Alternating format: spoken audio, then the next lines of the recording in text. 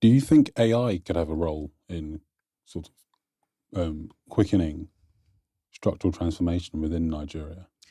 Yeah, very interesting question. And it was an interesting part of my PhD work, because I was a bit concerned as to how some people would say manufacturing now looks like services. And then, so it's almost like this servicification of manufacturing, that in a factory, for instance, you don't need too many workers anymore. The manufacturing is not the way it used to be back in hundreds of years ago. Now, the machines can do all the work. And then, so the features that make manufacturing unique, you can then see them in services, and then it means manufacturing is no longer relevant. But I still don't buy those arguments. There's so many evidence that prove that, look, economies of scale, backward and forward linkages are still very important in manufacturing. And the impact of AI differs across countries, right? So when I was, working on my thesis, I had to travel, go to Nigeria, speak to, manufacturers in the local environment. And in fact, many of them were like machines, jobs, really, or that we're looking for workers here. We can't even get the right people with the right skills. And so it feels like all of this AI talk is highly exaggerated, especially in the developed world, right? It's easy for you to walk, go outside, walk, and then you see someone charging their cars on the street. But how many African countries have that? I'm not saying we will not get there over time. We will, but I think sometimes it just feels like the world is, everybody's AI, but there are people who it's not as rapid as it's been portrayed in the media in some parts of the world, right? It will impact because, again, whether you adopt technology or not, right, you will still import mass produced goods from countries that use technology, which then goes to how trade policies are then implemented. But the point I'm making is everybody uses, most firms use technology, machines and co, but how much of it is digital? How much of it is advanced? The big firms, it's easy for them to buy and and the very large equipment, advanced technology, and use that to produce. It's very easy for them, but and unfortunately or fortunately, most of the manufacturing firms are small scale in Nigeria and many other African countries. So it's not going to be easy for them to use AI. Where's the capital, the training, the skills?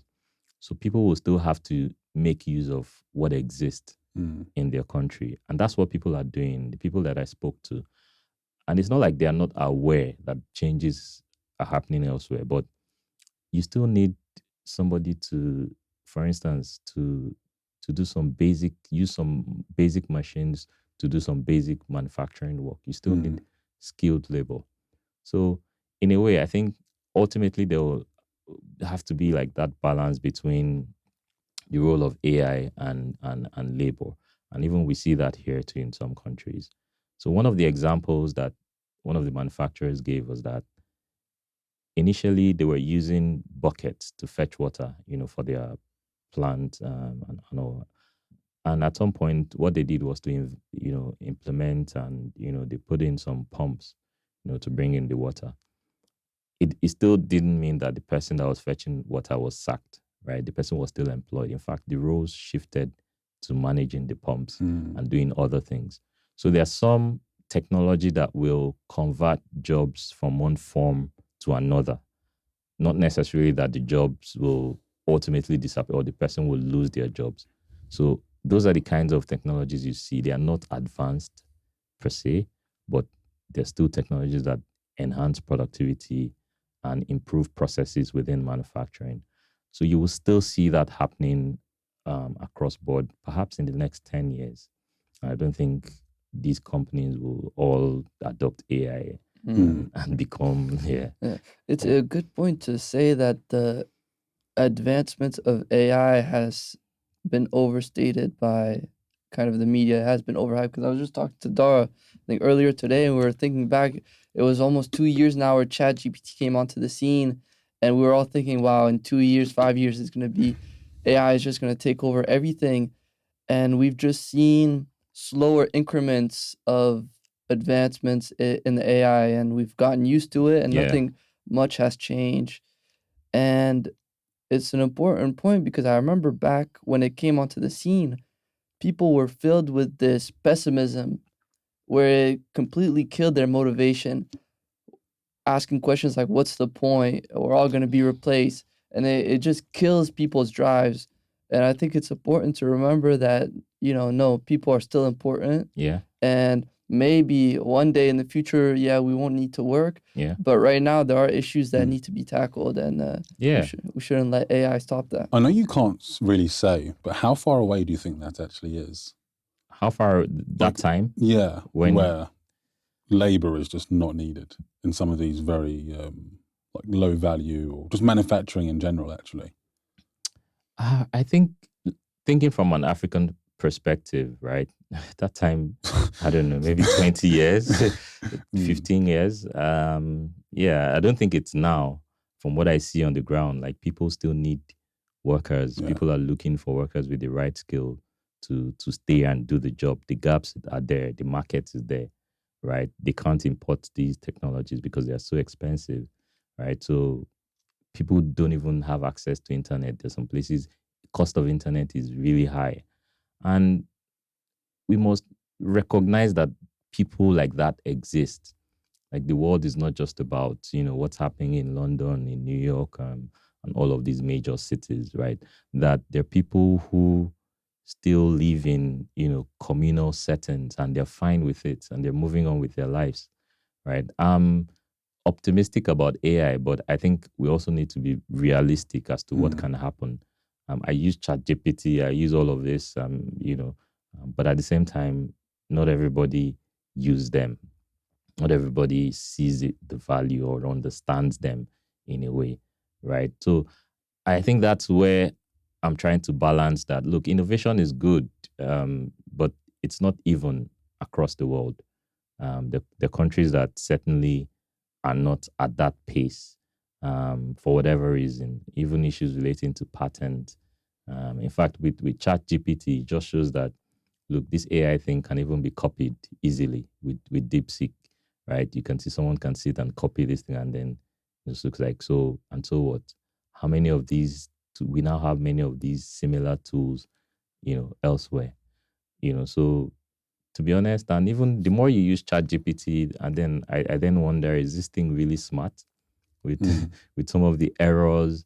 And then you keep asking, why did you make the mistake? And it tells you, oh, I'm sorry. And then it's just and yeah, so I'm not saying technology advancement is not important or is not a good thing, right? But I'm just saying that, look, maybe we're even at a point where there's this diminishing return that you just get so used to it and you're looking at the next new thing and it's not big and massive enough.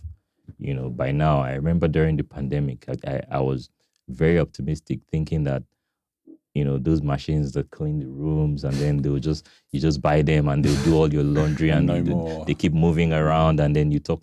But maybe it's just me, I don't know, but I'm not seeing much of those things happening, around, right? So you just get used to it and it just stays like that for a while. But I think there's potential, especially as we get more people have access to mobile phones, digital technology, access to internet, financial inclusion, and all of those things. The more people get on board, then perhaps the more skill that technology will have, in terms of reaching people, making us more productive, enabling access. And I think that's one beautiful thing about technology, enabling access. And I remember the hailing apps, the boats, Uber, and how they made life a lot, changed this landscape of transportation in a city like Lagos, where the taxis used to be old, rickety, and overpriced, and then you have to go look for them. But now with your app, it's easy for you to make an order and then it comes right to you. And I think that's the beauty of technology. enabling access, and perhaps at a much cheaper rate. So yeah, I'm optimistic, but at the same time, I'm realistic, especially as it relates to manufacturing.